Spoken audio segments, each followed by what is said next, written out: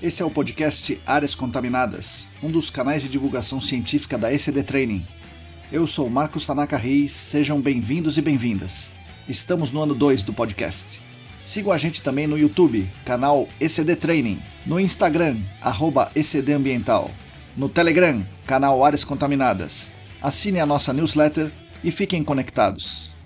A trilha sonora foi composta pelos escalafobéticos Mauro Tanaka e Guilherme Durão, @Azalato-Sampa e @Guilherme.Durão. Nossa missão é fornecer conteúdo de qualidade para que vocês ganhem poder pelo conhecimento e ao mesmo tempo dar voz às pessoas do GAC, reconhecendo seu papel e importância pessoal e profissional. O podcast Áreas Contaminadas é um espaço aberto e democrático com opiniões diversas sobre temas ligados ao gerenciamento de áreas contaminadas e ao meio ambiente. Todos e todas são bem-vindos. O oferecimento é da ECD Training e dos colaboradores do Apoia-se. A edição é de Lilian Coreiaço Rios.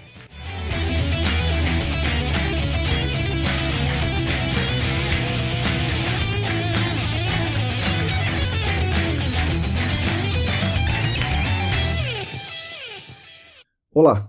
Para todo mundo que está aí lavando a louça, picando cebola, dirigindo, esperando a permissão de trabalho, bom dia, boa tarde, boa noite. Eu sou Marcos Tanaka Reis e esse é o episódio número 116 do podcast Áreas Contaminadas, editado por Lilian Coreiaço Rios e oferecido pelos nossos queridos colaboradores do Apoia-se. O podcast Áreas Contaminadas conta com o patrocínio master da Clean Environment Brasil, que comercializa produtos e tecnologias para investigação e remediação de áreas contaminadas. Acesse o site da Clean em www.clean.com.br. Contamos também com os patrocinadores Ouro, Laboratório E-Consulting a Vapor Solutions e o patrocinador Prata, a LabCris, Análises Ambientais. Agradeço demais a companhia de todos e todas vocês. É uma grande honra para mim ter vocês aqui conosco, nos cedendo seu valioso tempo, sua valiosa atenção. Como eu disse, os nossos canais são mantidos com a ajuda dos colaboradores financeiros no Apoia-se.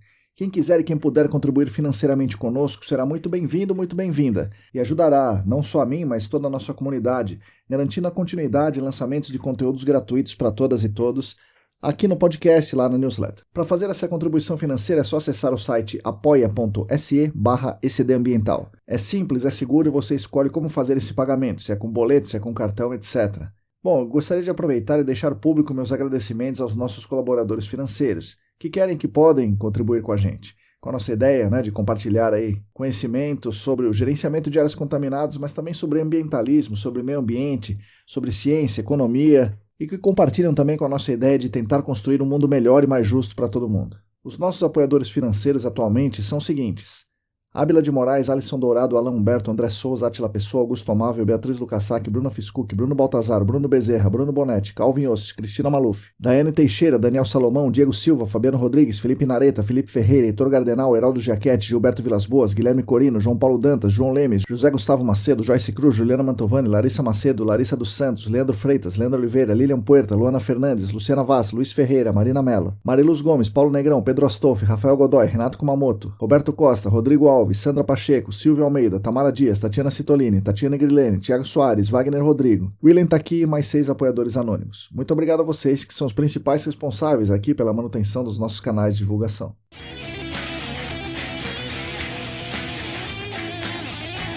Bom, esse aqui vai ser mais um episódio especial, mais curto, mais técnico, direto ao ponto. Ao invés de eu entrevistar algum convidado, que é uma coisa bem legal, eu vou fazer aqui uma explanação com um comentário sobre um tema específico. Muita gente me disse que esse tipo de episódio aí mais técnico, mais direto, é importante para empoderarmos mais as pessoas. Porque aqui a gente fala de temas que nem todos têm acesso facilitado, porque não consegue ir lá frequentar o Senac ou outra universidade, nem os cursos, webinars, eventos. Então, a ideia está sendo intercalar as entrevistas com esses episódios aqui, técnicos, mais curtos aí para o pessoal poder ter essa vivência, ter essa convivência com os temas técnicos também. Nesse episódio aqui eu vou falar novamente sobre hidrogeologia aplicada ao GAC. Falei sobre esse tema no episódio 75, vi que muitos conceitos importantes ficaram de fora, resolvi fazer a segunda parte no episódio 114, onde eu foquei na hidrostática e na hidrodinâmica, e daí dentro da hidrogeologia eu foquei nos conceitos de potencial hidráulico e as relações dele, carga hidráulica, superfície potenciométrica, mapa potenciométrico, e hoje tento avançar para a parte 3, falando do experimento de Darcy, de condutividade hidráulica e de velocidade do fluxo subterrâneo. Mas antes do episódio em si, eu gostaria de dar algumas pequenas mensagens para vocês. A primeira é que eu gostaria de convidar vocês a ouvirem a nossa série Screening de Notícias. É um mini podcast que lançamos para comemorar nossos 2 anos no ar aqui no podcast Áreas Contaminadas. A série Screening de Notícias já tem 4 episódios, o 5º está quase pronto. Nele, nós falamos as principais notícias do GAC, meio ambiente e ciências, como se fosse na newsletter, mas em formato podcast, com a apresentação da nossa editora e comandante-chefe Lilian Coriaço Rios. A terceira é que estão abertas, só por mais uma semana ou 2, as inscrições para o processo seletivo da 23ª turma da pós-graduação em gerenciamento de áreas contaminadas do SENAC. O curso tem duração de 1 ano e meio, as aulas são, a maior parte, presenciais aos sábados. Informações no site sp.senac.br. Bom, vamos então ao episódio da semana.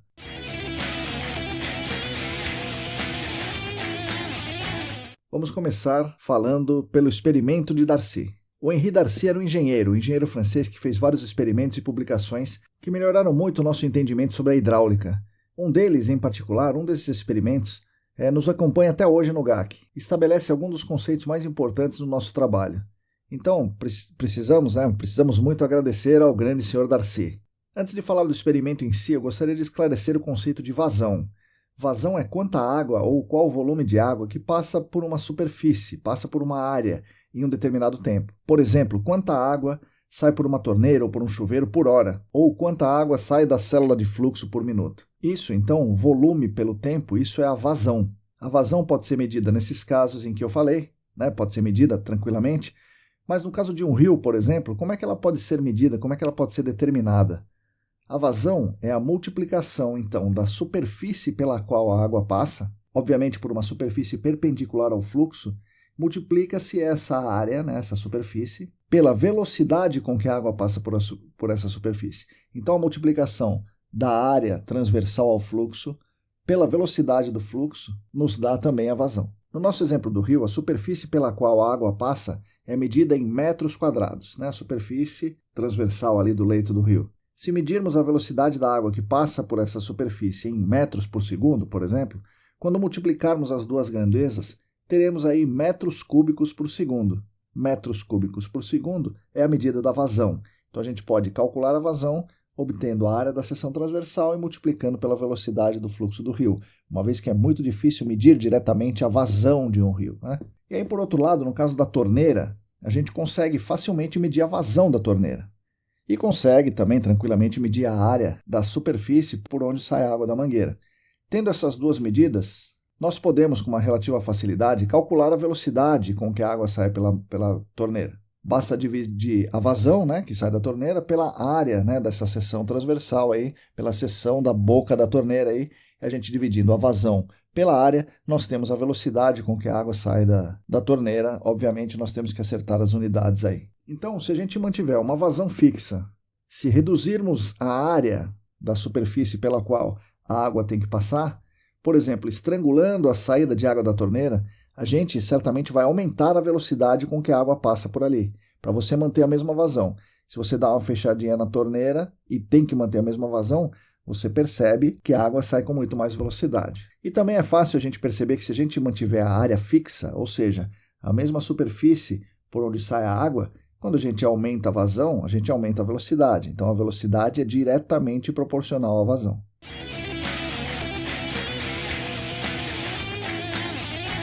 Pois foi exatamente isso que o nosso amigo Darcy fez em seu experimento. Eu vou dar aqui uma adaptada no experimento dele para tentar deixar a minha explicação mais clara. O que eu vou falar aqui não foi exatamente o que ele fez, mas eu fiz uma adaptação livre aqui, uma espécie de licença poética para poder explicar as coisas melhor. Espero que os seguidores mais rigorosos, mais rígidos aí do Darcy não fiquem bravos comigo. Vamos pensar no seguinte, imagine que o Darcy pega 1 metro de tubo, deixa ele sobre uma mesa, e aí conecta uma curva de 90 graus do lado esquerdo do tubo, para poder conectar aí outros tubos verticais de diferentes tamanhos, estabelecer aí uma diferença de potencial hidráulico. Do lado direito ele coloca um registro com hidrômetro para medir a vazão. Como nós já vimos no episódio anterior, se não há diferença de potencial, a água não se movimenta, portanto não há vazão, a água não movimenta, não tem vazão e não tem velocidade. Darcy colocou um tubo vertical de 10 centímetros com alimentação constante, ou seja, com carga constante ali, gerando uma diferença de potencial de 10 centímetros de coluna d'água entre o lado esquerdo e o lado direito. Então ele coloca 10 centímetros de água, de coluna de água, do lado esquerdo desse tubo. E ele foi lá e mediu uma vazão no hidrômetro do lado direito. Aí digamos que ele mediu a vazão de 1 litro por minuto. Vamos pensar aí que esse tubo tem 1 polegada de diâmetro, por exemplo. Esse tubo que está aí deitado, né, na horizontal em cima da mesa, tem 1 polegada de diâmetro. Então, se ele tem 1 polegada de diâmetro, ele tem meia polegada de raio, ou 1,27 centímetros. Ele tem 1,27 centímetros de raio. Nesse caso, a área aí pela qual a água sai é π vezes r ao quadrado. E aí, π vezes 1,27 ao quadrado dá mais ou menos 5,07 centímetros quadrados. Legal, aí a gente pega a vazão em centímetros cúbicos por minuto. Então, centímetros cúbicos, como vocês sabem, centímetro cúbico é ml, né? Então, a vazão em centímetro cúbico por minuto, ou ml por minuto, dá 1000 ml por minuto. Era 1 litro por minuto, a gente vai transformar em ml por minuto, dá 1000 ml por minuto, ou 1000 centímetros cúbicos por minuto. Se dividirmos aí esses 1000 centímetros cúbicos por 5,07 centímetros quadrados, que é a área, nós temos uma velocidade de água que sai por ali de 197 centímetros por minuto. Então, é assim que ele tira a velocidade. Botou uma diferença de potencial, essa diferença de potencial faz o movimento da água, essa água movimentando tem uma vazão, você tem a vazão e tem a área, você calcula a velocidade.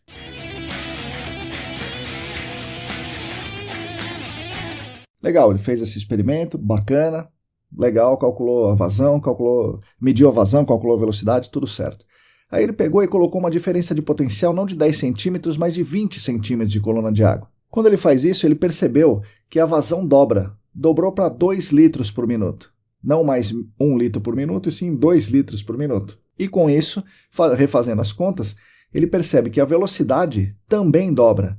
Então, fica em 394 centímetros por minuto. E quando ele triplicou a diferença de potencial, foi de 10 para 30, ele percebeu que triplicou a vazão e, portanto, triplicou a velocidade.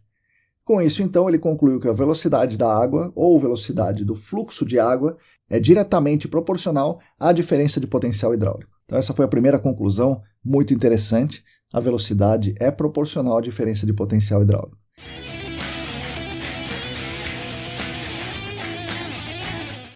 Aí ele resolveu, então, colocar areia no tubo e submetê-la à mesma diferença de potencial de 10 centímetros. Quando ele faz isso, ele percebe que a vazão era muito menor do que 1 litro por minuto. Consequentemente, com a vazão menor que 1 litro por minuto, a velocidade da água era muito menor também, já que a velocidade é totalmente proporcional à vazão.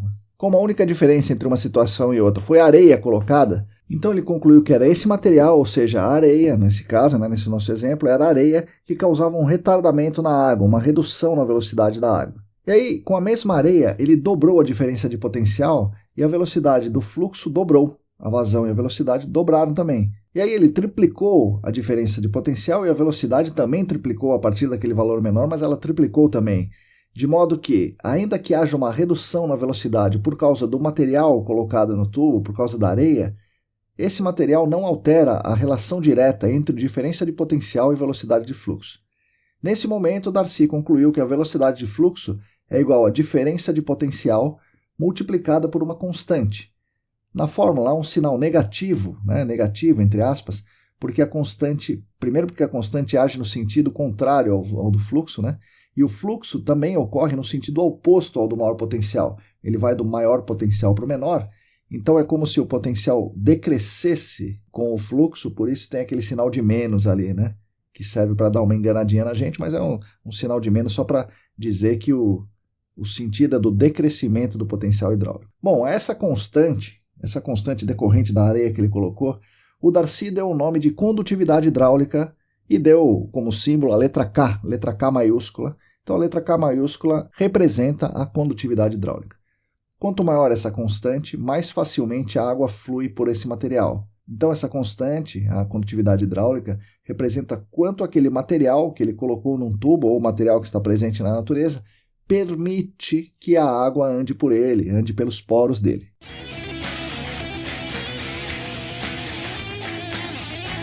Bom, mas antes da gente continuar nessa história, vamos voltar ao experimento e às variáveis aí, né?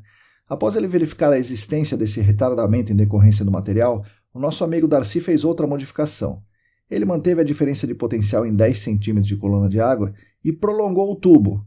Né? O tubo que contém areia lá, ele prolongou o tubo. Ao invés de 1 metro, ele dobrou para 2 metros.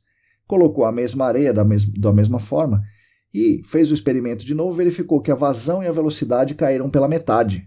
Então aí ele percebeu que a equação real seria a velocidade sendo diretamente proporcional a diferença de carga hidráulica e sendo inversamente proporcional à distância que ela percorre, né? Isso sendo, claro, corrigido pela constante, que é a condutividade hidráulica. E essa razão entre diferença de carga hidráulica e comprimento por onde a água passa, comprimento do tubo ou do canal que ela passa, ou, no nosso caso, do aquífero, essa razão, então, entre diferença de carga hidráulica e o comprimento nós chamamos de gradiente hidráulico. E o gradiente hidráulico é representado pela letra I minúsculo. Então, o gradiente hidráulico é a diferença de carga hidráulica dividida pelo comprimento pelo qual a água anda. Comprimento linear aí, né? Por onde a água supostamente anda. Então, resumindo o resultado principal do experimento. A velocidade do fluxo de água é proporcional ao gradiente hidráulico. Quanto maior o gradiente, maior a velocidade. E é proporcional também, diretamente proporcional à condutividade hidráulica. Quanto maior a condutividade hidráulica, maior é a velocidade da água.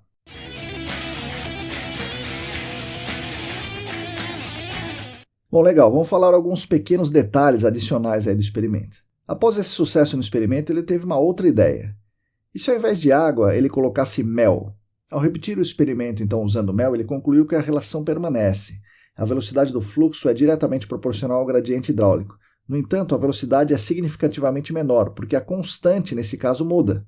Então, podemos concluir que a condutividade hidráulica depende da viscosidade do fluido. E como vocês devem saber, quanto maior a temperatura do fluido, menor a sua viscosidade. Então, é razoável pensarmos que a condutividade hidráulica é maior na água quente do que na água fria. Por isso, K, a condutividade hidráulica, que a gente calcula, que a gente determina, é considerando a água a 20 graus Celsius.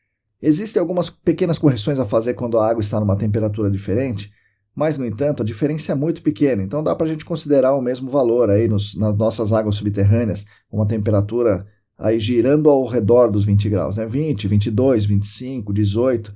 Então, a diferença é muito pequena aí da viscosidade com essa variação pequena de temperatura. Só que, para fluidos muito mais viscosos que água, por exemplo, mel, diesel ou PCE, podemos imaginar facilmente que a condutividade hidráulica, ou melhor, a permeabilidade do solo ao fluido que nós estamos avaliando, é muito menor do que a condutividade hidráulica real, né? Condutividade hidráulica é a permeabilidade à água. Tem uma regrinha para a correção do K, que é fazer a relação simples de viscosidade da água a 20 graus Celsius pela viscosidade do fluido em questão e multiplicar pelo K. E aí, se a viscosidade for muito grande, o seu K vai diminuir bastante. Mas nem sempre é só isso, só a relação de viscosidade. Teremos que considerar a tensão superficial, teremos que considerar outras forças que podem atuar na retardação do movimento do fluido. Mas só para começar, a gente teria que fazer a conta da relação entre viscosidade da água e viscosidade do fluido, para a gente saber o quão mais lento é a velocidade de percolação desse fluido por aquele material que a gente sabe a condutividade hidráulica.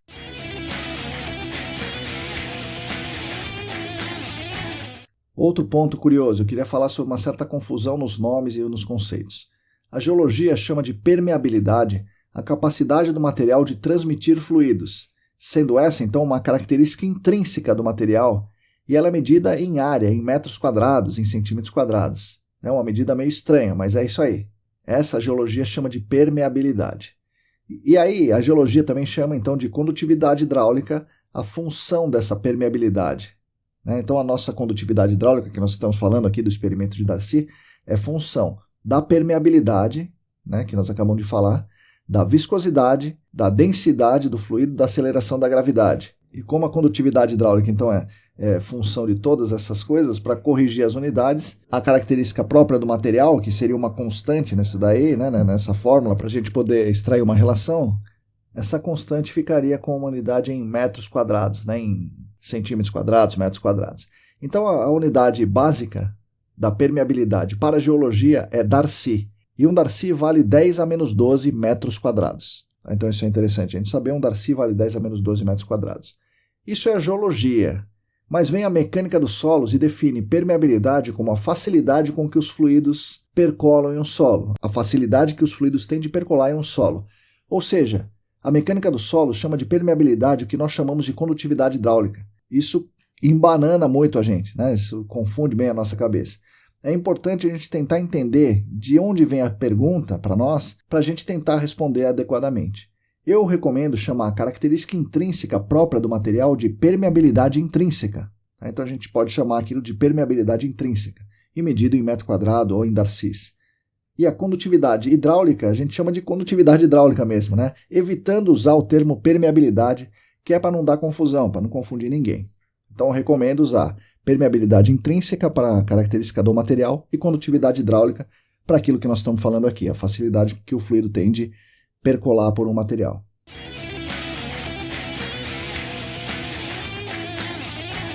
Então, só para arredondar aqui essa história, matematicamente, a condutividade hidráulica é diretamente proporcional à permeabilidade intrínseca, diretamente proporcional à densidade específica do fluido, diretamente proporcional à aceleração da gravidade e inversamente proporcional à viscosidade do fluido. Condutividade hidráulica é permeabilidade intrínseca vezes densidade específica vezes aceleração da gravidade, dividido pela viscosidade. Bom, além das características do fluido, de onde vem essa facilidade ou dificuldade da água em percolar em um determinado tipo de solo? Vamos aqui tratar do solo, né, não da rocha.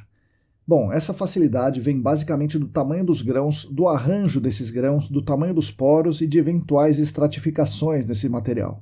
Em geral, quanto maiores forem os grãos, mais fácil será a água percolar por esse solo. Quanto mais uniforme forem os grãos, também é mais fácil a água percolar por ele. Então a condutividade hidráulica é geralmente maior em areias do que em argilas, e é maior em areias mal selecionadas, com grãos homogêneos, do que em areias bem selecionadas com grãos de tamanhos variados. Mas cuidado! A relação da condutividade hidráulica não é direta com a porosidade. As argilas têm grande porosidade, tipicamente porosidade maior que a das areias, porém têm menor permeabilidade, seja a permeabilidade intrínseca, seja a permeabilidade que a gente chama de condutividade hidráulica. Isso acontece pelo arranjo dos grãos, que faz com que os poros das argilas não tenham muita conexão, então os espaços vazios não estão conectados e, portanto, não possibilitam o fluxo de fluidos por eles, né? Não possibilitam um bom fluxo de fluidos por eles. Esses poros sem conexão formam as chamadas zonas de estagnação. Nesse caso, dizemos que a porosidade específica das argilas é bem menor que a porosidade específica das areias, ou seja, os poros interconectados das areias são proporcionalmente muito mais numerosos, têm muito maior relação com o volume de vazios do que o das argilas. Então as argilas têm poucos poros interconectados, têm uma porosidade específica baixa.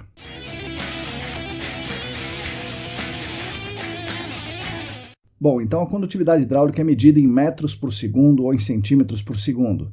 E das grandezas que trabalhamos dentro do GAC, é a que tem maior variação. A condutividade hidráulica pode variar até 13 ordens de grandeza. Ou seja, o material pode ter uma condutividade hidráulica dezenas de trilhões de vezes maior que a condutividade hidráulica de outro material. Sendo assim, a variação da condutividade hidráulica é a variação mais importante do nosso trabalho e certamente governa o fluxo de água e o transporte de contaminantes. Não há investigação, muito menos remediação, sem um bom entendimento da variação da condutividade hidráulica naquele seu site. E aí uma coisa importantíssima que temos que pensar e que temos também que entender muito bem é, como eu falei, a variação da condutividade hidráulica. Então entender a variação é fundamental. Não dá para a gente obter um valor único de condutividade hidráulica que represente um site inteiro, porque não existe um valor único que represente o site inteiro. Imagina você fazer o seguinte: tirar uma média de coisas que variam astronomicamente, variam várias ordens de grandeza. Vamos aqui dar um exemplo. Imagine 1000, o valor 1000, número 1000, ou 10 ao cubo, 10 elevado à terceira potência. E agora imagine o valor 1, ou 10 elevado a 0. Então você tem um 10 elevado a 3 e 10 elevado a 0. Então são 3 ordens de grandeza. Se você tirar uma média do 1000 e do 1, a média entre 1000 e 1 é 500,5, certo? A média, então, é 500,5. Se você colocar em notação de potência de 10, você vai ter uns 5 vezes 10 ao quadrado, ou 5 vezes 10 à segunda potência, que é muito mais próximo do 1000, do 10 ao cubo, né, do 10 à terceira potência, do que do 1, né, quando a gente vê em ordem de grandeza. Então, quando você tem um número muito grande e um número muito pequenininho, quando você tira uma média aritmética, você faz com que essa média fique muito próxima do número grandão. Então, não tem sentido. A média entre 1000 e 1 é 500 e dá a impressão que o 500, quando você põe em ordem de grandeza, dá a impressão que o 500 está muito mais perto do 1000, quando na verdade está na média dos dois. Então tirar a média de condutividades hidráulicas com números que variam várias ordens de grandeza não tem o menor sentido, não tem cabimento. Além de não ter um sentido assim matemático, né, a gente pode dizer que isso não tem nenhum sentido prático, falando em média de condutividade hidráulica. Porque imagina um trecho do site com condutividade hidráulica de 10 a menos 2. e outro trecho do site com condutividade hidráulica 10 a menos 6. Então, não dá para a gente tirar uma média disso. A gente tem, na verdade, que saber onde cada uma dessas condutividades hidráulicas está e fazer o nosso trabalho com base nessa variação de condutividade hidráulica. Tem um lugar que é 10 a menos 2, então a água se comporta de uma forma. Tem outro que é 10 a menos 6, a água se comporta de outra forma. Então, tirar a média em condutividade hidráulica é um negócio que não tem sentido, nem matemático e nem do dia a dia prático da nossa investigação.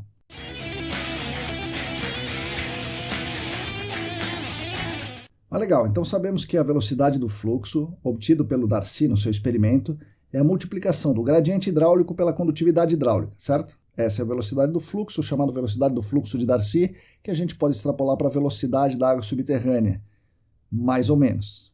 Então, muitos geólogos chamam isso de velocidade de Darcy. E o porquê disso? Vocês vão imaginar agora. Imagina a velocidade da água subterrânea. A água se move pelos poros do solo, que tem uma determinada condutividade hidráulica. Mas esses poros são irregulares. Então aquela partícula da água, aquela molécula de água, não anda em linha perfeitamente reta pelo material do solo. Pense o seguinte, se a água tem uma velocidade média de 10 centímetros por segundo, calculando a condutividade hidráulica vezes o gradiente, dá 10 centímetros por segundo em um determinado solo com uma condutividade hidráulica submetida a um gradiente hidráulico fixo, essa velocidade é a velocidade média da água nesse trecho. Para andar do ponto A, onde tem um potencial hidráulico, até o ponto B, que tem um potencial hidráulico menor. Pode ser que você esteja confuso com isso, mas pense o seguinte. Imagine a distância entre São Paulo e Sorocaba. A distância entre São Paulo e Sorocaba em linha reta é 100 km. Se eu levar 1 hora de carro para chegar em São Paulo, partindo daqui de Sorocaba, a minha velocidade média para chegar em São Paulo é 100 km por hora. Porém, se a estrada tiver muitas curvas, ou se eu tiver que fazer muitos desvios na estrada, pega um caminho por aqui, pega um caminho por ali, então o meu caminho real, a minha velocidade real, a minha distância real percorrida é maior que os 100 km. Vamos dizer então que a minha distância percorrida seja 50% maior, portanto 150 km. Como eu demorei aquela 1 hora, a minha velocidade média foi 100 km por hora, porém a minha velocidade real, a velocidade que eu andava no meu carro, era de 150 km por hora, ou 50% maior. Então, se a distância é 50% maior, a minha velocidade é 50% maior. Se a distância percorrida fosse o dobro, ou seja, se eu andasse 200 km e chegasse em uma hora, aí eu teria a minha velocidade real do meu carro de 200 km por hora. E aí com a água, pessoal, é a mesma coisa. Quanto maiores forem os desvios que a água tem que fazer, maior será a sua velocidade real, a velocidade da partículazinha de água. E esses desvios, quanto mais desvios, esse número de desvios aí é dado pela porosidade efetiva. Quanto maior a porosidade efetiva, mais conectados estão os poros. Portanto, menos desvios a água faz. Quanto menor a porosidade efetiva, mais desvios a água faz. Portanto, maior é a velocidade da partículazinha de água. Então é por isso que muita gente faz a correção da velocidade da água.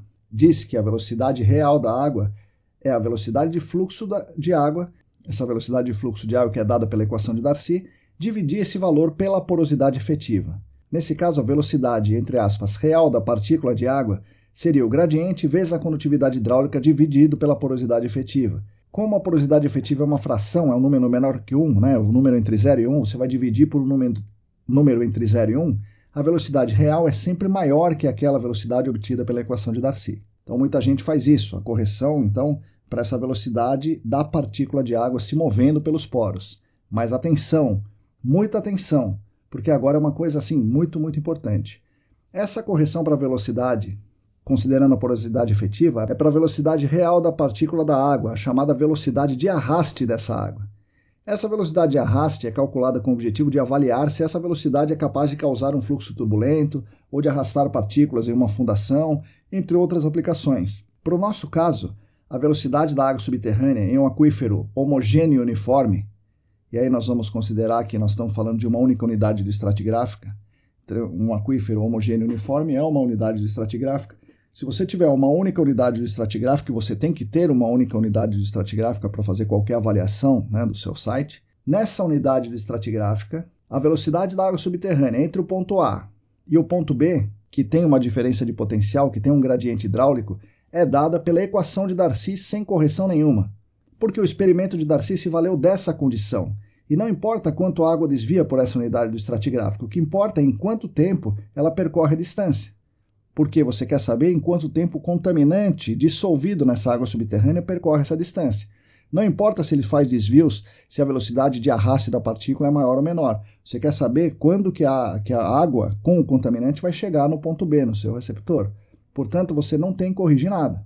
E analogamente, não importa quantas curvas e desvios temos na estrada, o que importa é que eu chego de Sorocaba em São Paulo em 1 hora. Portanto, a minha velocidade que importa, para quem quer saber em quanto tempo eu chego em São Paulo, é 1 hora. Portanto, eu faço a velocidade 100 km por hora. Se durante o caminho eu faço desvios e aí eu tenho que acelerar o carro para 500 km por hora, isso não importa. O que importa é que eu vou chegar, faço 100 km em 1 hora.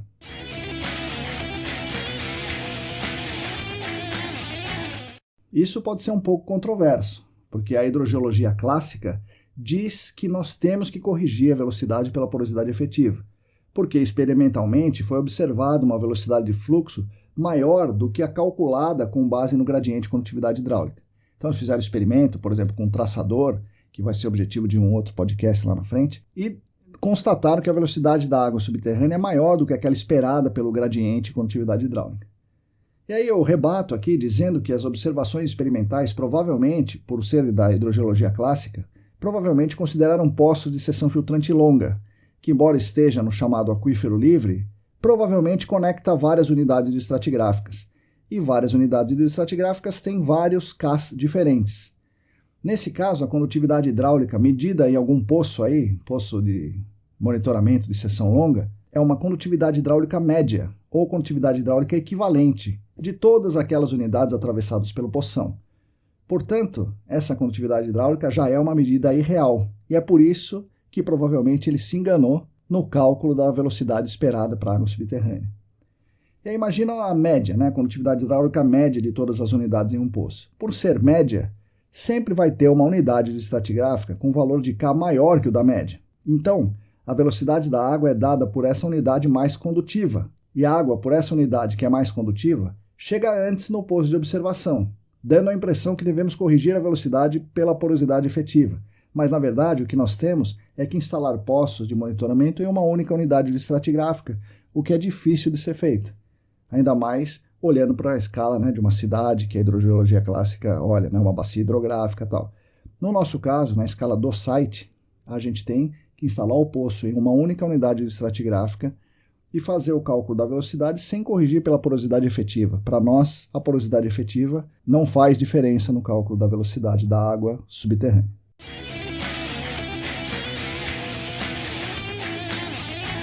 Bom, por último, eu queria falar só um pouquinho sobre como determinar a condutividade hidráulica no campo, e vou deixar aqui um gosto de quero mais para vocês. Vou falar somente agora que podemos usar algumas ferramentas, alguns métodos para fazer essa determinação da condutividade hidráulica. Uma delas é coletar a amostra de solo indeformada e fazer um ensaio com essa amostra indeformada no laboratório, chamado ensaio de permeâmetro de carga constante. Uma outra forma de determinar a condutividade hidráulica é instalar postos de monitoramento na unidade estratigráfica de interesse e realizar ensaios chamados slug test ou bale test, que é a forma mais usual de se fazer essa determinação. É possível também realizar um ensaio de campo chamado ensaio de infiltração. E, por fim, há formas de fazer estimativas indiretas do valor da condutividade hidráulica. Por exemplo, com ensaios realizados durante o CPTU, durante o RCPTU ou durante o uso do HPT. Mas, como eu falei, isso aí vai ficar para um episódio mais à frente, na 4ª parte do podcast sobre hidrogeologia.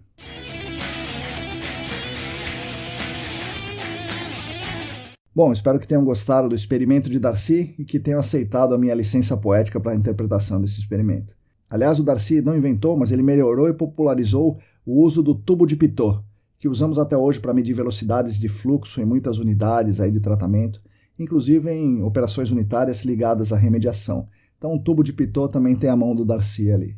Agradeço mais uma vez a atenção de todos e todas vocês. Aguardo suas críticas, sugestões, comentários, opiniões e tudo mais. Agradeço novamente aos nossos patrocinadores, a Clean Environment Brasil como patrocinadora Master, o Laboratório E-Consulting e a Vapor Solutions como patrocinadores Ouro e a LabCris Análises Ambientais como patrocinador Prata.